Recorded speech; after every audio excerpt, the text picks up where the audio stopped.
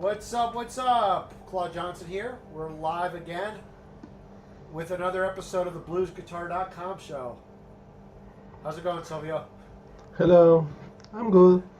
Playing some guitar.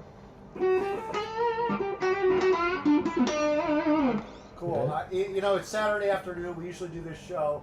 We've been doing these shows the last 2 weeks, but I still refilled my coffee cup for old time's sake.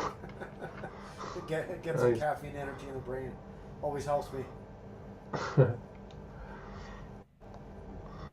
That's a big mug. I know. I wanted to get more of these. It's got a chicken on it. Oh, man. It's got a recipe for chicken and asparagus soup, but I never made it. I guess I'm not really an asparagus guy. Nice. But yeah. So what are you up to today? Just chilling. Yep, I guess it's the weekend, so Excuse me. This- Just allergies, you know. yep. But yeah. So I was working on blues stuff earlier. I was working on I started working on my acoustic like solo songs. But it's a lot of work, like putting together, arrangements that you could play perfectly, and of course, like if I'm trying to sing them too, so it's a lot to try to do. When you're recording, it's like everything has to be perfect. It's even harder than playing live, I feel. Like playing live, Yeah. like if you make a mistake, it's not great, but like no one remembers like 10 seconds later. Right, yeah. But when you're recording it, like it's on YouTube, that mistake is there forever. So it's like or with an album, right? You gotta play it perfectly. So that's tough, right? Right, but for a record, you can record as many times as you want, right? Right.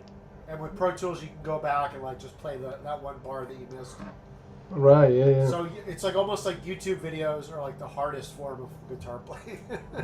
Right, yeah. Because you got to get them perfect. I'll just show some of the things. I'm not going to spoil the surprise with what I'm working about. Some of the things, one of the intro licks was an idea, something like this.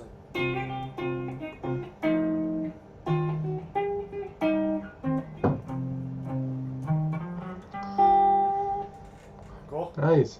Yeah. Yeah, it's like a chord melody, right? Yeah, I'm trying to I'm trying to do good stuff. I'm just, I don't want to just play something too simple. Like, anyone can sit there and strum, but there's nothing wrong with playing that. A lot of the parts of what I'm doing will be just solid strumming stuff. I guess maybe I'm going for, setting a high bar for myself, trying to play a style that's sophisticated. Sometimes I bite off more than I can chew. I try to learn too many things, and it's like I want to play great rhythm. I want to play the chord melody stuff. I want to be able to improvise with it. I want to be able to shred.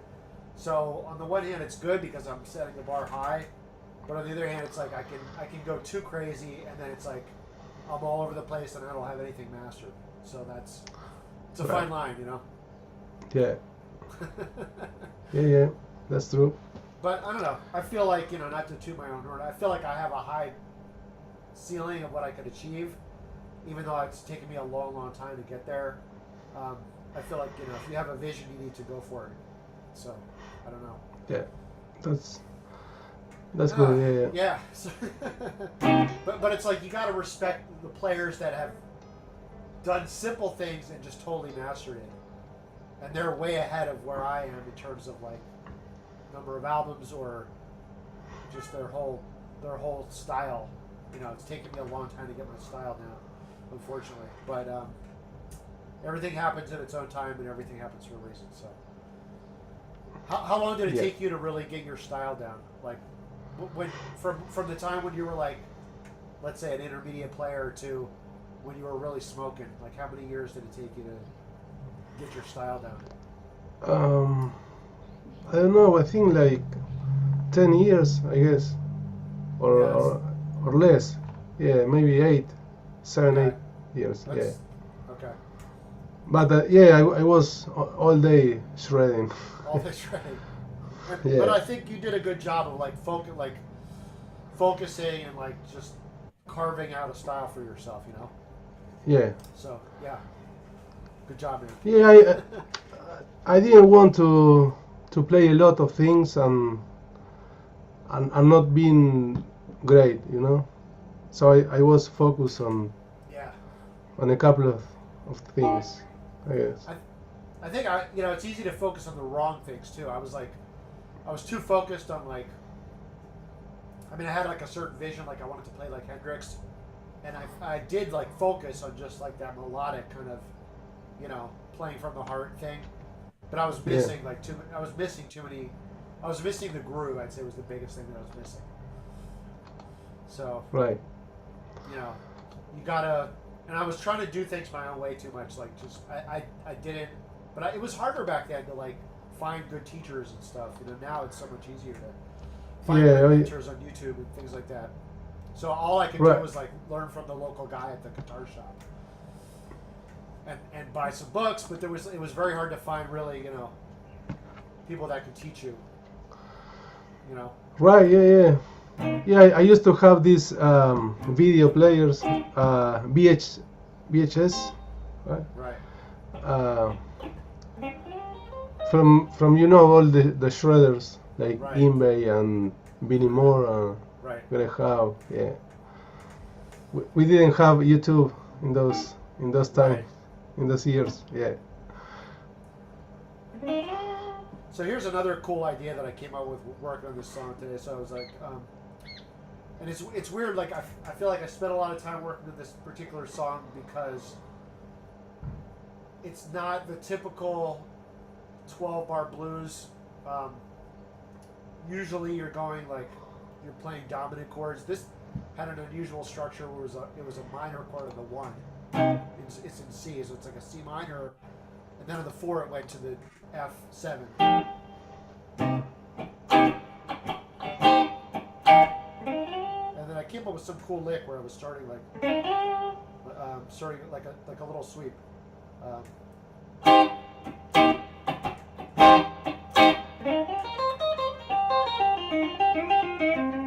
So I don't have the exact lick worked out, but it starts like it's up the pen. It's just all pentatonic, but on the 7th,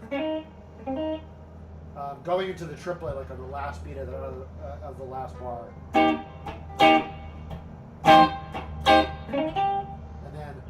then from here could be like one of the 3-note per string stuff. So something like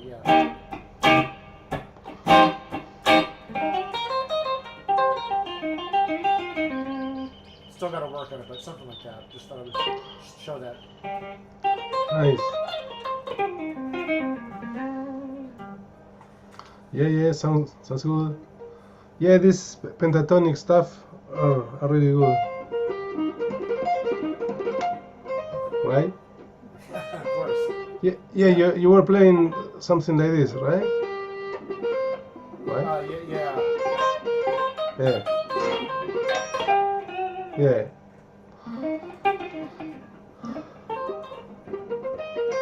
Yeah.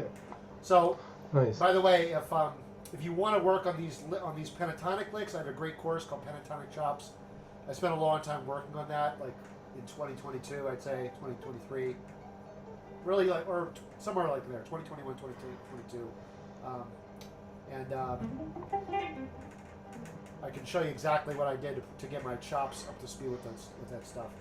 So we'll put the link, Silvio, in the video description. Pentatonic Chops. Okay. But we need to talk about that course more. So. Anyway, but these days I'm focused more on other things, arpeggios and stuff. And I thought I would just go over some different. I think the last show I talked about arpeggios in position 1. So now I just want to go over the ones in position 2. Let's say so key of G. You can start one way up here, even though it's really a little bit overlapping into position 3. Let me see here, actually. I wrote it down. Okay, yeah. Alright, okay. Starting on the 5th. Okay, that was it. That was it, okay. So you have like 10th fret of the low E string.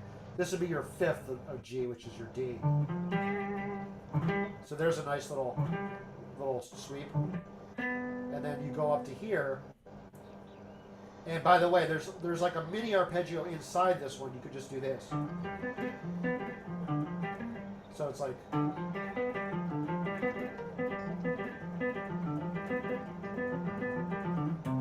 So anyway.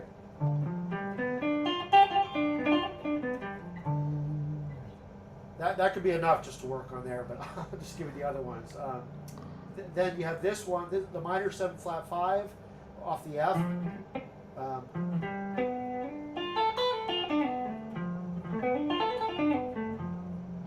So that's 8th fret on the A string, 7th, and again a sweep. Then the minor 7 is like off the 5th, so it's sort of like this one. But you don't have to play the root, you can just play this.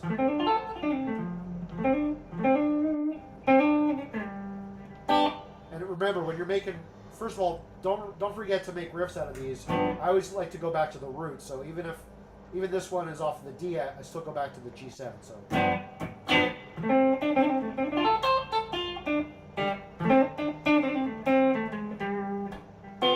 And then the last one, the minor 7, the major 7 off the F. And I showed a little bit of this in the last show. It's going to have that weird, like, melodic outside sound. But then you bring it back to the root.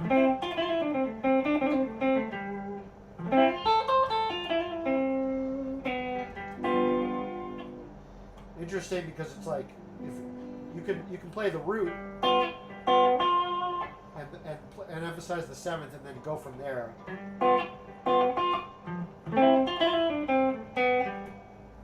So anyway, that was a lot, but that's all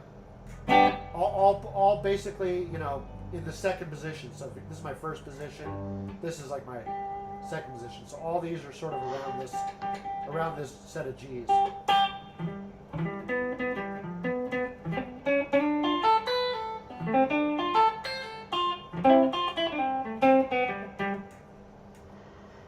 Sounds good. Cool. Yeah. It was kind of cool what I did just there. It's like I went from one to the other. It's like, you know, G7, B minor 7 flat 5, D minor 7, and then F major 7. Kind of walks around the circle. Yeah. So anyway, I got a lot of stuff to talk about today. But what do you got? What do you want? Shred stuff or more? I don't know. What's yeah, anything's cool.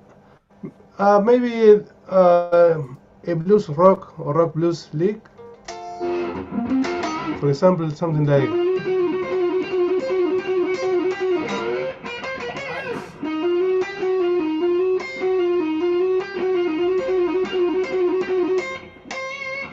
This is hybrid picking.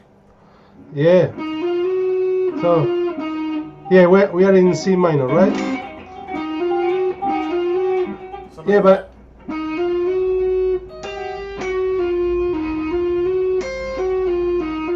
it's kind of a pedal point lick, right? So, are you going up to the B string? Yes, I play G and C.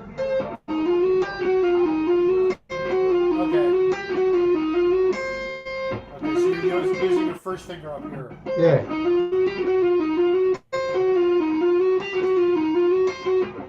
Okay. Cool. And you can add more notes like this one,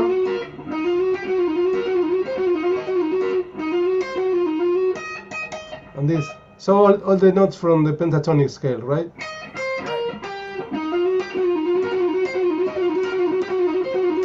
Huh?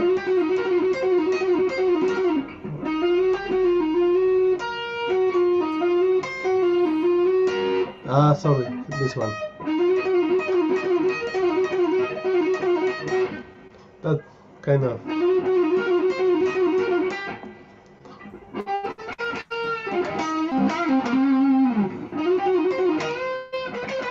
You can add this little lick to your solo, right?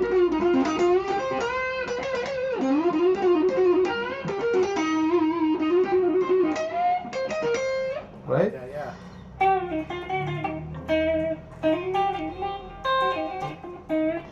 So Yeah. I got to get a little smoother with it. So let's talk about, like, you know, speed and how do you. I'm sure a lot of people want to know how do you develop that speed and fluidity.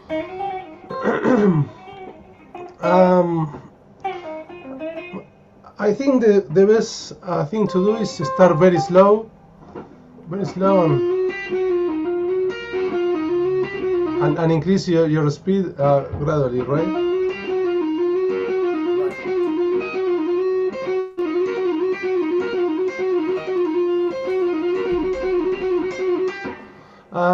I don't know, just playing and practicing. Right.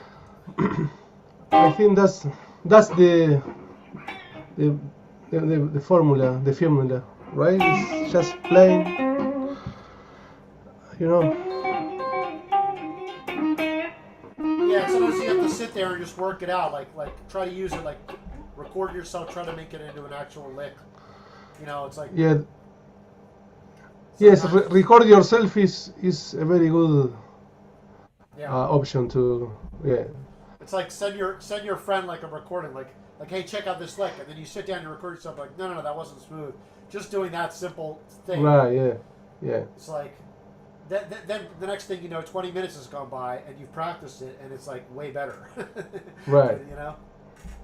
So yeah, if I was working out, because I was sort of inspired by what you were playing, like you did some. I don't have the source on, but it was you were.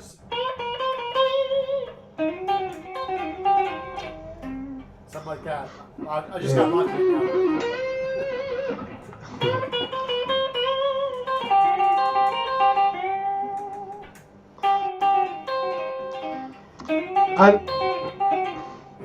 And you can do it with the pick also.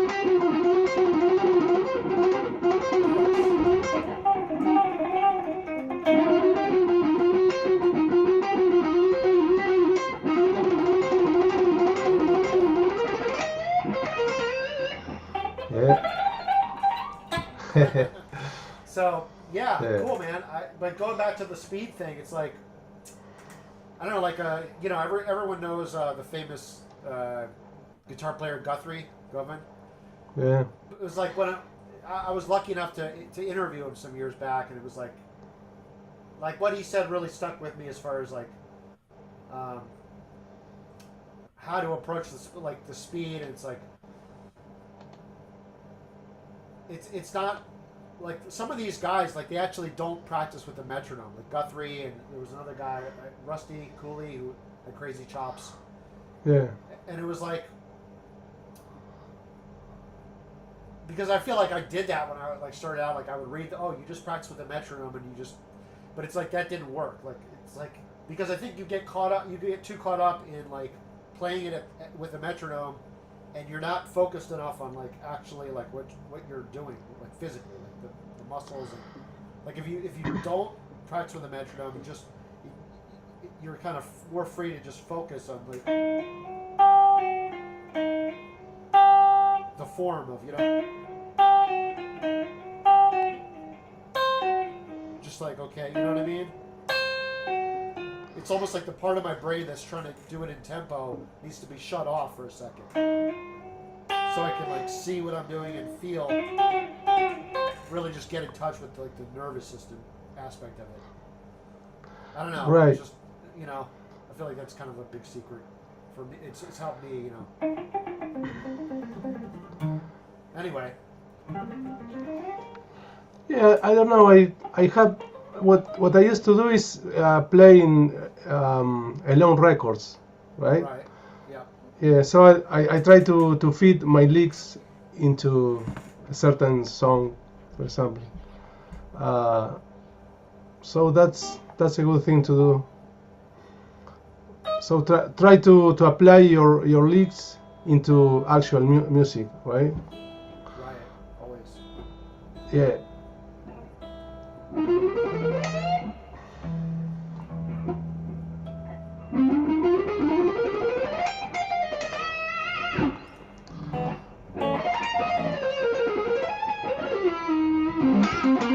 Yep. Let me see. So what else Shred did I want to licks. talk about? What's that? No, shred licks. Shred licks. Yeah. So yeah, the other day we were talking about the major and minor triad arpeggios. Oh yeah. We could just review that because I wanted to just review that for myself. Okay.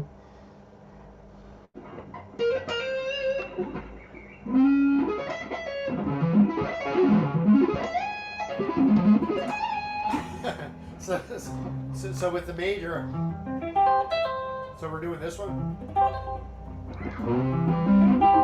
Yeah.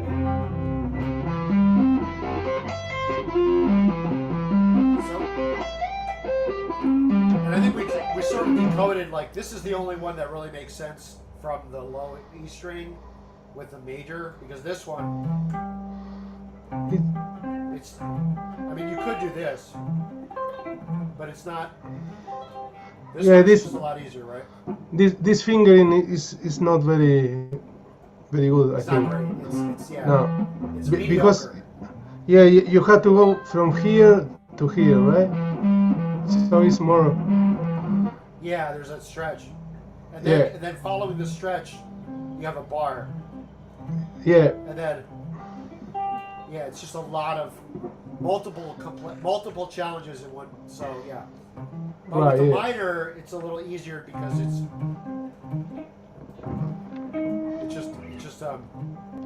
and yeah, it's just easier. It's Yeah. you know, less of a stretch, and then also you don't need to you don't need to use as many fingers when you get up to the second octave because these are all so Right. so with a minor that one works. But anyway, let's focus on the major. See, we're saving you guys time here. I think these are good because avoid practicing like the wrong ones, you know, wasting your Right. time. So this is, if you want to play it off the low string, play it like this.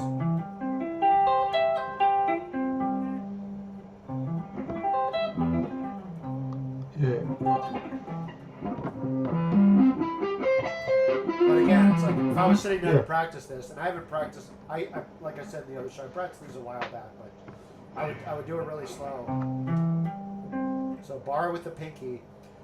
Yeah. Sometimes it's yeah. Go ahead. I do my barring with my third finger. Oh, you do it, Yeah. Yeah. Cool. I think both are equally comfortable for me. I guess it depends. If I was way up here, no, I still like the pinky. I don't know. Maybe I'm just used to it.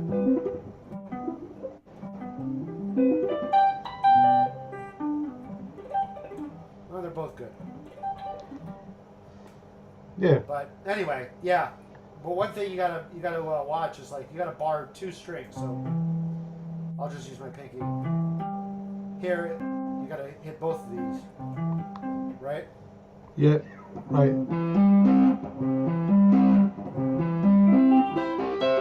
And then with Yeah. the picking, so how are you turning around there? So downstroke, down, hammer on, downstroke, downstroke, downstroke, downstroke, and then what? Do you hammer or do you?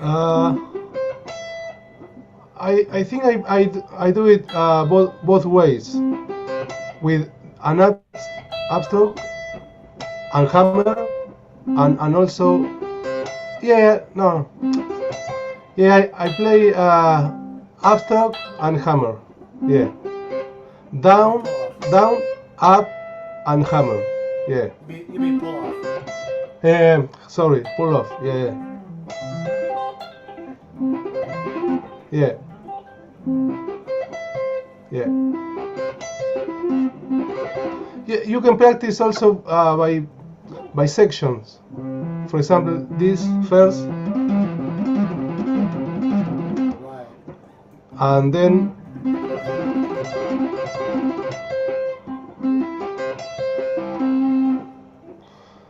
yeah, Like that. yeah, Yeah, I feel like yeah, that's really useful because if you don't practice that way, then you can only sort of play it like an exercise. But when you, right, if you, and some of them are really hard, like the middle. So yeah, you gotta like switch directions. yeah, But that'll help. Like if you're, you're playing, improvising, then you'll be able to do those.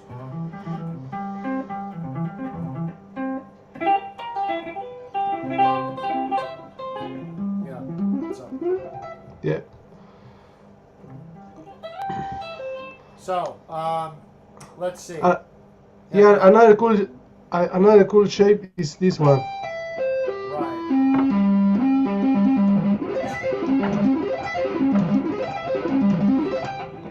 So you're starting here. Actually, I'm playing from the third here on E. E, yeah, E. yeah, E with the second finger. Oh. Yeah, yeah. It has Like that? a wide stretch. Yeah, Oh, cool. Like this. yeah,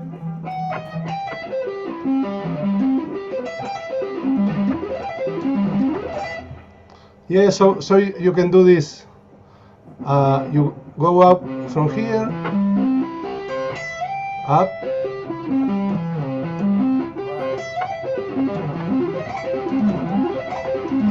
Right. Yeah. Okay. Like I do that shape coming back down, but yeah. Yeah. Yeah. Whoop.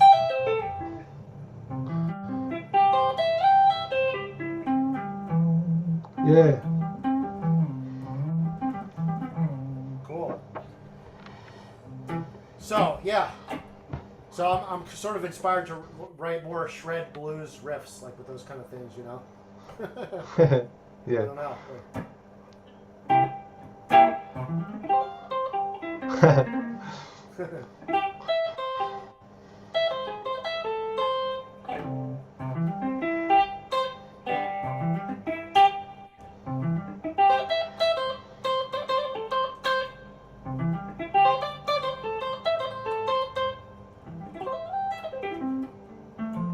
Something like that.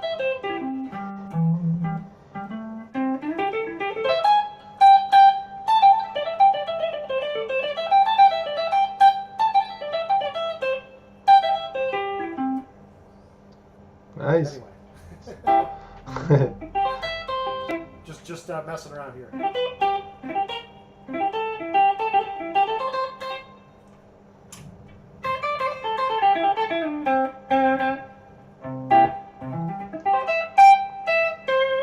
Just trying to show that these things could be used for blues.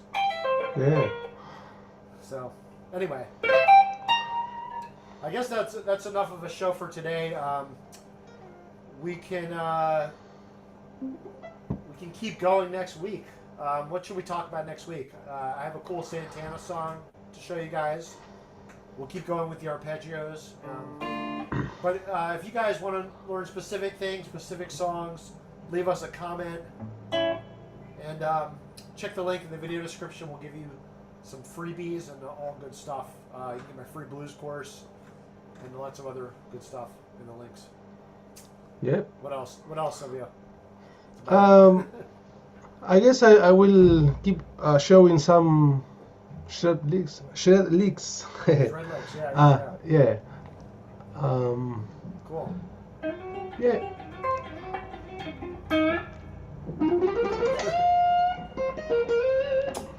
Cool, Yeah. man. All right, well, enjoy your weekend.